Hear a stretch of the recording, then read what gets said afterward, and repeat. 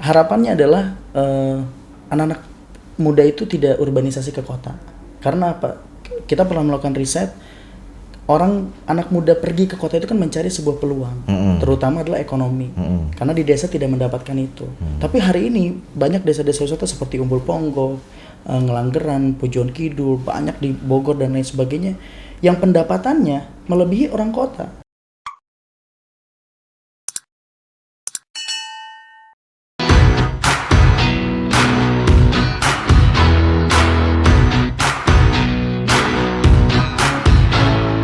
Kita Indonesia merah putih sama. Ini rumah kita bikin nyaman saja. Ini Indonesia tumpah darah kita. Merah putih sama bikin senang saja. Warga Indonesia, kita lanjutkan bincang kita dengan Lidan Maulidan Isbar. Ya kan? Lidan, Siap. jadi sekarang apa aktivitas yang dilakukan oleh Livin ini? Oke. Jadi Livin sekarang mencoba memaksimalkan collecting data untuk bisa mengakuisisi sebanyak mungkin desa-desa wisata menjadi member kita. Karena sebetulnya in the next future dari apa yang kita lakukan hari ini adalah big data soal desa wisata kan. Dan kalau kita punya big data soal desa ya kita bisa mengetahui di mana titik obstacle-nya, di mana titik problemnya, sehingga nantinya kita mau membantu pemerintah untuk memberikan strategic development inisiatif dari basis data yang dikelola oleh sebuah teknologi ini.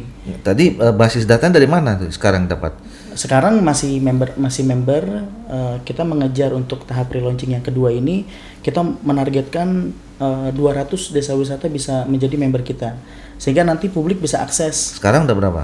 Sekarang sih masih under 50 kan. Enggak, maksudnya gini, yang mendefinisikan satu desa itu menjadi desa wisata itu Livin atau memang udah ada data dari pemerintah? Sudah ada data dari pemerintah. Jadi kalau berdasarkan pendekatan terminologi atau akademisnya lah gitu, desa wisata itu banyak perspektif. Ada versinya Kementerian Desa, ada versinya Kementerian Pariwisata, ada versinya kampus gitu. Nah tapi intinya adalah berbagai perspektif itu, desa wisata itu adalah sebuah peran masyarakat yang mampu mengelola potensi desanya menjadi kegiatan pariwisata yang menghasilkan nilai ekonomi gitu kan. Nah apalagi sekarang kan ada BUMDes, udah rilis tuh PP BUMDes nomor 11 tahun 2021. Nah itu menjadi kekuatan baru buat BUMDes, punya dana desa, punya otoritas kuat gitu, bahkan menjadi badan usaha sendiri. Nah sekarang itu undang-undangnya lagi mau disusun. Nah apalagi gitu undang-undang kan, BUMDes. Walaupun di undang-undang Cipta Kerja yang baru kan sudah ada, sudah jelas detail betul. juga. Ini mau dipisahkan ya kan, disendirikan. Apalagi kalau itu rilis, BUMDes akan semakin powerful. Nah kita harapannya dengan adanya fenomena ini, BUMDes menjadi lokomotif ekonomi baru di desa, sehingga mampu membuka lapangan pekerjaan, menciptakan satu kemandirian baru, dan harapannya meningkatkan kesejahteraan masyarakat gitu pada akhirnya. Tapi di lapangan nggak confuse, artinya gini, saya menilai ya, salah satu problem terbesar di bangsa kita ini kan atau negara kita ini soal data. Betul. Ya kan, nggak usah data soal data desa wisata, data soal misalnya penerima bantuan sosial saja, ini kan juga problem. Betul. Ya keributan kalau setiap ada terjadi bencana, sekarang ada pandemi, ribut, ada orang yang merasa misalnya dia berhak tapi dia nggak dapat, terus dia lihat tetangganya dianggap cukup mampu tapi dapat bantuan gitu, kan data. Betul. Nah tadi apalagi disebutkan data desa ini ada versinya A, B, C, ya. Kepariwisataan, Kementerian Pariwisata ada. Nah itu akhirnya gimana ini? Kita sih karena kita tetap orientasinya terhadap bisnis gitu kan, kita melihatnya mana desa wisata yang punya potensi melalui kurasi proses kita, dan itu bisa layak menjadi mitra, kita jadikan mitra. Koordinasinya langsung ke desa, pemerintah desa, atau melalui kabupaten atau kecamatan? Berbagai jalur kita tempuhkan. Ada jalurnya top down ataupun bottom up. Jadi melalui pemerintah desa kita masuk, melalui asosiasi kita masuk, melalui pemerintah kabupaten juga kita masuk, melalui pemerintah pusat juga kita masuk, sehingga harapannya seluruh tingkatan di birokrasi gitu, terutama ya pemangku kepentingan itu paham bahwa desa wisata itu hal yang sangat penting untuk bisa dilakukan. Sederhananya gini Kang, dalam Perpres nomor yang tentang pembangunan berkelanjutan nasional itu pemerintah itu wajib mengamalkan SDGs kan, Sustainable Development Goals. Menteri Desa mengeluarkan peraturan menteri tentang SDGs desa. Masalahnya di bawah, kepala desa tuh jangankan mengartikan sebuah SDGs desa kan. Melakukan transparansi soal pengelolaan dana desa dan ADD aja itu pusing, ataupun program-program tambahan. Sehingga apa? Yang ditargetkan oleh pemerintah untuk bisa menyelesaikan 17 poin seperti zero hunger, kemudian inequality gender dan lain-lain, itu akan semakin sulit untuk bisa diimplementasikan oleh kepala desa. Nah, sehingga kita bilang gampang untuk bisa menyelesaikan menjawab SDGs itu. Bikin program desa wisata, maka otomatis akan menciptakan equality gender, akan membuka lapangan pekerjaan. Kalau lapangan pekerjaan berarti nilai ekonomi naik. Nilai ekonomi naik berarti angka kelaparan atau angka kemiskinan berkurang. Ketika angka kemiskinan berkurang berarti angka potensi pendidikan naik. Lingkungan akan terjaga konservasinya. Sehingga apa? Satu program bisa memberikan efek domino yang sangat besar. Jadi pemerintah desa tidak perlu dibawa ke bahasa yang sangat dewa gitu Kang, yang sulit sekali diartikan. Kita tahulah kondisi di lapangan bahwa rata-rata kepala desa ini kan ada yang berpendidikan, ada yang memang less education gitu. Ini realita di lapangan. Nah, sehingga tidak bisa dipukul rata dengan bahasa yang tidak bisa diartikan sangat sederhana gitu. Nah, kita bilang udah Pak, bikin desa wisata, Bapak ada anggaran, siapkan investasinya, cari partner, kita bantu promosi. Sehingga itu siapa itu? Bentuknya apa? Apa ada memang bisa institusi swasta di desanya atau BUMDes ini kan boleh bermitra. Iya, BUMDes. Betul. Kan BUMDes kan baru. Betul. Atau pemerintah desanya boleh juga? Boleh. Kalau swasta juga boleh? Boleh. Oh, jadi pokoknya JO kita misalnya kerjasama. ada gitu institusinya kan. mewakili desa Betul. wisata, satu desa wisata, kemudian jadi tenannya Betul. live-in. Ya. Oke. Jadi kita many ways lah untuk bisa bekerja sama dengan kita. Yang penting tidak menabrak regulasi gitu kan, yang paling penting. Nah, apa manfaat yang mereka dapat dari tenan sebagai tenan di live-in? Manfaatnya satu, exposure kan, jelas. Karena ya aplikasi kita kan bisa diakses oleh worldwide market. Oleh seluruh dunia, dimanapun, kapanpun, tidak terbatas waktu, ruang, dan lain sebagainya. Yang kedua, data management jadi lebih rapi. Kenapa? Kita memberikan sistem ERP atau dashboard, sehingga mereka tahu arus keuangannya gimana, laporan kunjungannya seperti apa, sehingga apa, datanya lebih transparan.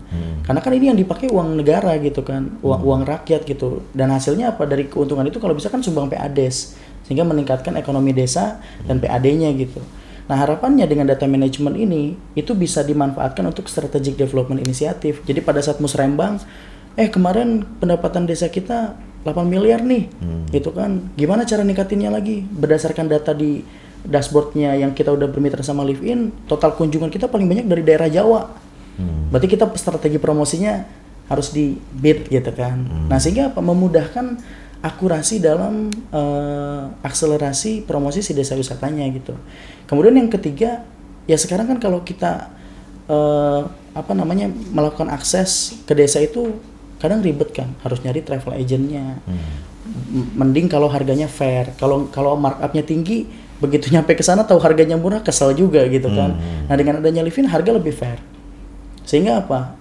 Kita memang tetap cari profit, tapi profit kita equal gitu. Karena kita ngurusin mereka gitu kan, wajar lah kita take profit gitu as a business. Cuman kita lebih fair end to end price ke mereka. Kemudian mereka nggak perlu ribet-ribet mengeluarkan dana promosi lagi. Sudah di cover sama Live-in. Karena kita kan satu kali pukulan, makanya kita sebut Live-in ini mall digital desa wisata. Kenapa? Mall digital desa wisata. Kenapa kita ambil konsep mall? Mall ini kan orang sekali datang ke mall bisa melakukan kebutuhan mereka dari ujung kepala sampai ujung kaki. Makan, belanja, main, senang-senang dan lain sebagainya lah, sampai meeting, urusan kerjaan bisa. Nah, dan tenan tidak perlu membangun infrastruktur sendiri, bangun ruko sendiri, ataupun melakukan maintenancing listrik, biaya promosi, cleaning service. Karena dia udah datang ke mall. Yes, sudah ada manajemen. Yeah. Sehingga apa? Lebih profesional. Orang masuk ruko sama masuk mall beda. Selalu wangi. Pasti ada event gitu kan di sana, misalnya konser dan lain untuk meningkatkan crowd gitu. Nah, kita harapannya desa wisata di bawah Live-in ini akan jadi grup. Sebagai tenan membernya di bawah Live-in, sehingga kita promosinya sekali Jadi biayanya lebih efisien. Mereka tidak perlu bikin aplikasi sendiri, nggak perlu bikin website sendiri. Karena kalau mereka bikin, mereka kan harus ngurus CMS-nya, content management system, harus bayar server, sewa hosting, dan itu costly. Nah kita pengen masa negara harus repeater untuk ngeluarin cost terus-terusan ke arah sana. Kalau bisa di split costnya ke yang lain, split. Karena apa, ini kita anggap udah selesai. Nah nanti model bisnisnya kita berbagi fee commission dari profit yang dijual paket wisatanya di Livin, sehingga apa? Lebih sustainable. Buat mereka lebih fair, buat kita juga lebih fair gitu. Ya gitulah kurang lebih kan. Nah, apa hambatannya selama ini yang dirasakan ini? Tentu pemahaman ya Kang. Satu, misalnya mulai dari apakah regulasi yang sekarang dimiliki oleh Indonesia itu supporting nggak terhadap supported nggak? Kalau melihat PP BUMDes yang terbaru ini, pihak ketiga seperti kita itu punya celah untuk bisa bekerja sama. Bahkan kan amanatnya untuk akselerasi ekonomi BUMDes, boleh menggandeng BUMN, BUMD, pihak swasta gitu kan. Nah tentu dengan model kerjasama yang sama-sama menguntungkan bagi BUMDes, karena BUMDes juga kan unit bisnis gitu kan. Nah obstacle yang lumayan cukup serius adalah melakukan transformasi mindset, paradigma, kultur bisnis, kultur pengambilan kebijakan kepala desanya, BUMDesnya kadang ada gap politik, kepala desanya direktur BUMDesnya oke, kepala desanya tidak oke, sehingga ada gap karena ini dianggap rival politik gitu kan. Nah sehingga ada beberapa obstacle seperti itu. Nah kita memang kita juga nggak berharap ini langsung jadi. Kita justru menyiapkan deploy ini sehingga deploy yang kita anggap ini sebagai model itu bisa diamplifikasi. Mereka atau bisa ada melihat. itu gap culture bahwa yang selama ini mereka terbiasa menggunakan cara yang manual yang konvensional, ya, itu jelas. Yang tradisional. Betul. Gitu ya. Sekarang jadi tiba-tiba jadi startup karena kan startup ini kan selalu identik dengan orang di urban. Betul. Iya kan orang di perkotaan. Betul. Kan mungkin nggak banyak yang tahu ya. Betul kan. Jangankan menggunakan aplikasi, pemahaman tentang startupnya aja mungkin juga banyak belum tahu ya di desa itu. Benar nggak kayak gitu? Betul gitu kan. Ya. Jadi kita memang membuat Livin ini seolah-olah milik mereka kan. Mereka semua, sehingga apa? Ada sense of belonging dari mereka bahwa nih kalau Livin maju, trafficnya tinggi, ke desanya banyak, masuk uangnya menghasilkan nilai ekonomi. Nah, uang ini bisa dijadikan sebagai stimulus pendidikan, kesehatan, membuka lapangan kerja. Kita membuat sederhana itu.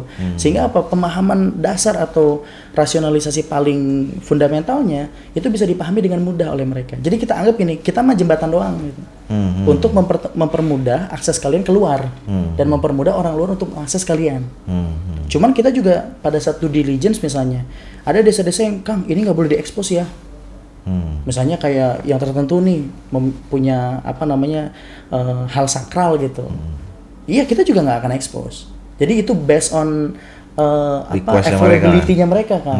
Jadi kita juga tetap menjaga norma-norma adat gitu kan, atau hak wilayahnya gitu di mereka, sehingga kita juga nggak mau menggerus di sisi itu. Jadi intinya ya apa yang mau lu bisnisin, come on gitu ke kita. Kalau emang ini nggak mau dibisnisin ya nggak usah gitu kan. Sehingga ini cukup di-keep oleh mereka. Kalau mau mungkin nanti aja kan kalau orangnya datang baru kita tawarin misalnya. Gak usah di-expose di Livin gitu. That's okay gitu kita bilang. What do you want?